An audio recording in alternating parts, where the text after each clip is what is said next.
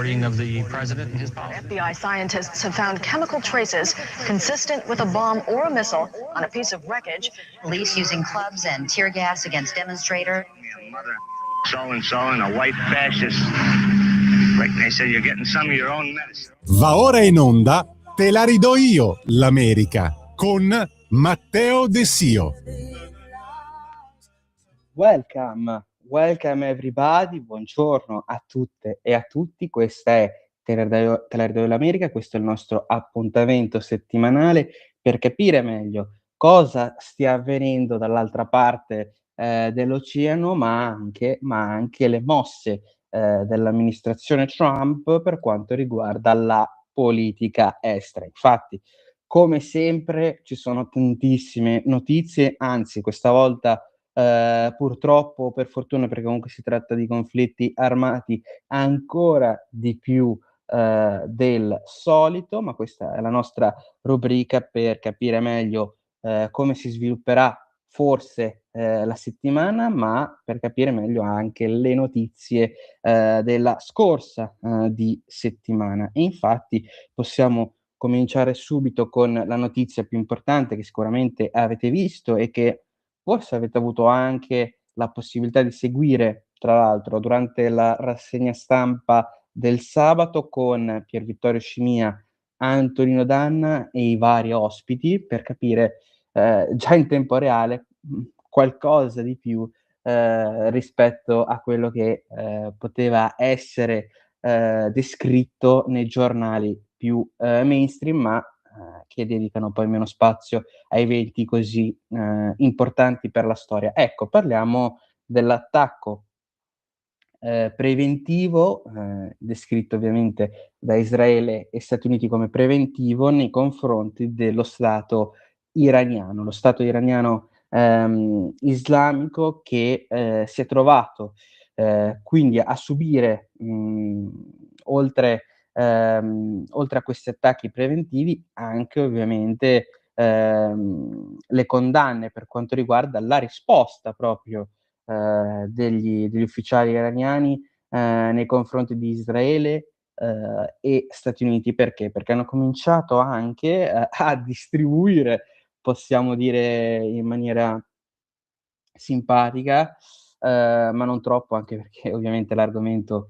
non lo merita, ma a distribuire bombe anche negli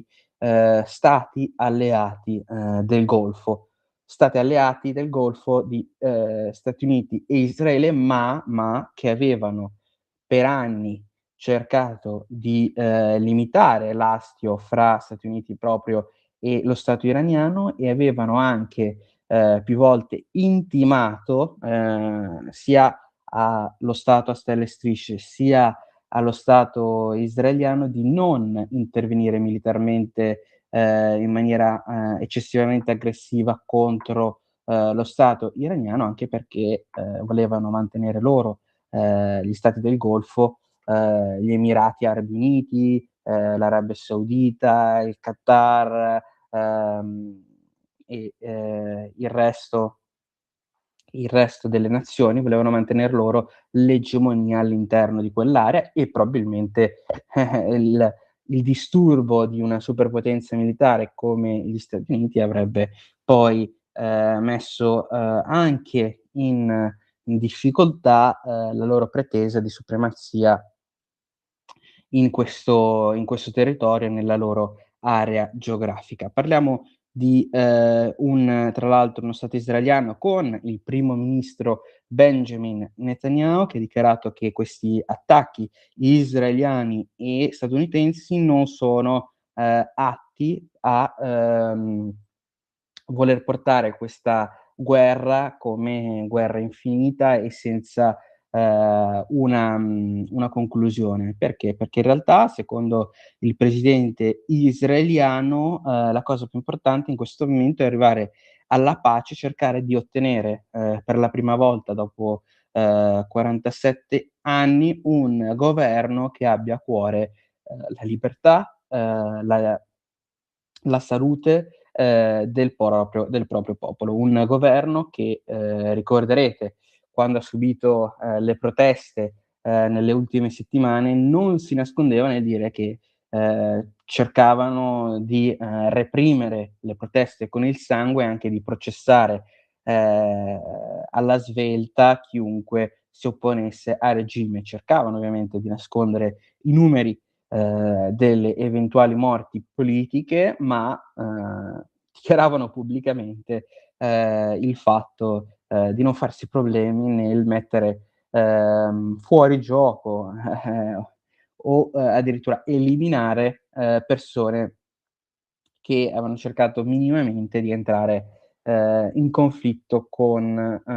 un ordine, tra l'altro, un ordine statale così repressivo per la libertà, sia delle donne, ma anche degli uomini, perché come ricordiamo sempre una società ehm, basata su regole religiose o ideologiche che danneggiano le donne, ovviamente poi si arriva facilmente anche a danneggiare la libertà personale, purtroppo anche degli uomini. Quindi, bisogna sempre prestare ovviamente attenzione. Abbiamo visto anche, personaggi, sia tra, il mainstream, diciamo così, sia tra i giovani, sia tra, gli esperti di politica internazionale, denunciare come un cambio di regime non sarebbe la fine di tutti i mali. Ecco, ovviamente queste persone, non si sono, però mai, dichiarate contro questo, regime islamista repressivo, ma ovviamente bisogna sempre mettere 100.000 asterischi. Parliamo anche, tra l'altro, di un Donald Trump che in questo momento ha mandato anche delle lettere, delle missive ufficiali anche al Congresso, dichiarando tra l'altro che nessuno, dei, soldati e degli reparti appiedati, e di terra, della grandissima, gigantesca, usando le parole del presidente degli Stati Uniti, macchina militare americana saranno poi utilizzati, proprio a terra nello stato iraniano, anche perché anche lo stesso presidente, statunitense ha dichiarato più volte quanto sia importante che siano gli stessi, cittadini a scegliersi un proprio rappresentante futuro. Ecco, parlando tra l'altro di rappresentanti, sembra che, innanzitutto, Donald Trump e gli Stati Uniti siano riusciti, a mettere, in difficoltà lo stesso regime perché sembra che tantissimi personaggi importanti, del, regime iraniano siano stati uccisi con questi, questi attacchi missilistici mirati. Parliamo di un Donald Trump che ha dichiarato ufficialmente, che, sono stati uccisi 48 leader, iraniani e che chiunque in questo momento abbia preso, delle decisioni in passato non sia più, fra noi. Parliamo quindi di, ehm, uno stato iraniano in subbuglio. Vedremo tra l'altro cosa faranno i prossimi, che prenderanno il potere e che, secondo il presidente degli Stati Uniti innanzitutto, ehm, bisogna essere felici della morte, di persone come Khamenei che erano ovviamente, purtroppo per il popolo iraniano, come ribadito più volte in questa rubrica, ma ovviamente non solo, erano repressivi verso la libertà personale dei cittadini. Ed è giustizia per il popolo iraniano, ha dichiarato lo stesso Donald Trump, ma anche per, gli americani e per tutti, tutti i paesi che sono stati, martoriati, in tutto il resto del mondo e che abbiano avuto, delle problematiche con, il regime di Khamenei e anche con, i suoi scagnozzi assetati di sangue. Ricordiamo tra l'altro che Khamenei nel 2024, poco questo viene poi discusso anche all'interno di quanto per quanto riguarda l'attacco in Iran. Ricordiamo che nel 2024 l'Iran aveva cercato di sabotare la campagna elettorale di Donald Trump, hackerando lo staff in quel momento candidato alle presidenziali per il partito repubblicano, per passare le informazioni allo staff di Joe Biden, che però sembra che non abbia accettato le offerte dell'Ayatollah e del proprio apparato informatico. Parliamo anche quindi di importanti notizie per quanto riguarda l'Iran, che come ultima notizia, prima di passare a un altro argomento, secondo Donald Trump queste operazioni militari sono anche in questo momento in un momento migliore, in uno stato migliore rispetto alle aspettative. E Donald Trump, tra l'altro, adesso andando nel reparto, sempre rimanendo nel reparto militare della difesa, ma spostandoci sulla politica interna, ha dichiarato di aver raggiunto accordi con OpenAI, la azienda che gestisce ChatGPT, per avere dei modelli con l'intelligenza artificiale al fine di aiutare una miglior pianificazione proprio per il Pentagono. Parliamo tra l'altro di un OpenAI che quindi riesce probabilmente anche a salvarsi da una possibile bancarotta grazie a questi accordi con il Pentagono. Quindi Donald Trump, diciamo che fa sia un favore, credo, non lo sapranno poi gli esperti informatici per quanto riguarda l'utilizzo di modelli dell'intelligenza artificiale proprio per queste specifiche situazioni, ma anche ovviamente per OpenAI, che fa parte di uno dei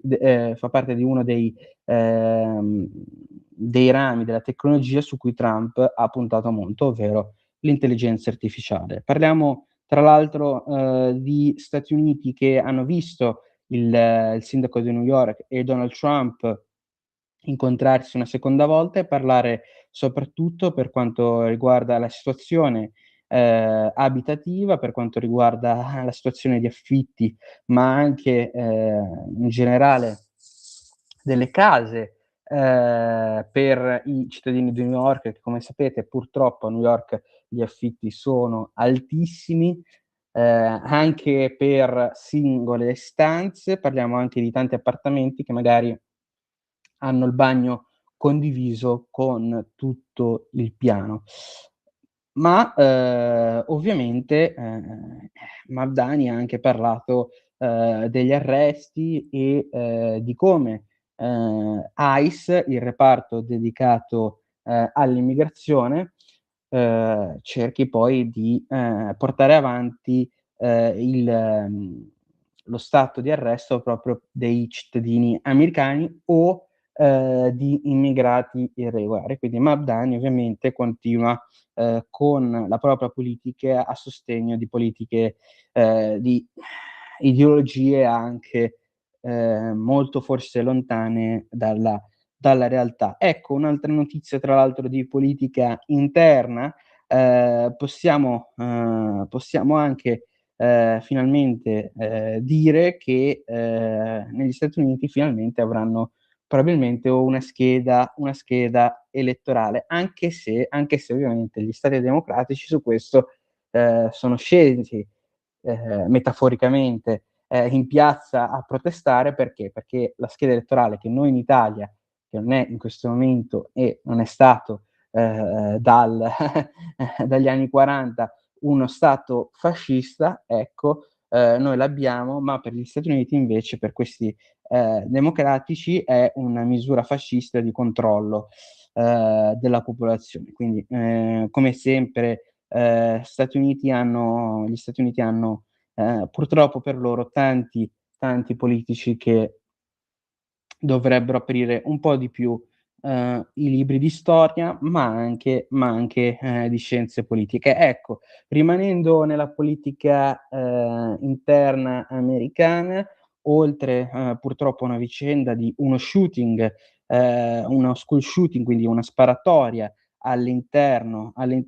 di un istituto scolastico americano che ha portato purtroppo a delle morti in Texas.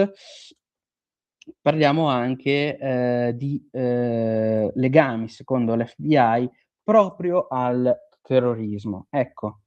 attenzione perché uno degli imam e delle moschee più radicalizzate negli Stati Uniti parlano di Khamenei come un leader martire, quindi attenzione anche a questi personaggi che attaccano Israele dicendo che attaccano prima i bambini e che sono dei personaggi negativi per poi elogiare Khamenei. Quindi parliamo di due pesi e due misure da persone che rischiano di manipolare anche il consenso delle persone. Ma come ultima notizia, prima di lasciarvi, andando sugli Epstein File, sia Hillary Clinton sia Bill Clinton hanno testimoniato davanti a una commissione speciale per quanto riguarda gli Epstein File. Entrambi hanno dichiarato di non aver visto nulla e di non sapere nulla, nonostante le dichiarazioni nei giorni scorsi lasciassero presagire il contrario, invece, perché Bill Clinton aveva dichiarato di voler dire tutta la verità, e quindi ovviamente quando uno parla in questa maniera si pensa che abbia nel cassetto un racconto prestabilito, e anche Hillary Clinton ha dichiarato che erano false tutte le congetture passate, ma diciamo che non è la miglior difesa quella di non voler dire la propria. Ecco, come ultima notizia, bisogna comunque tornare su un argomento spinoso e importante per gli Stati Uniti. Con quest'ultima notizia vi saluto e vi aspetto la prossima settimana, sempre qui su Radio Libertà. Grazie per l'attenzione. We attempted to form a strong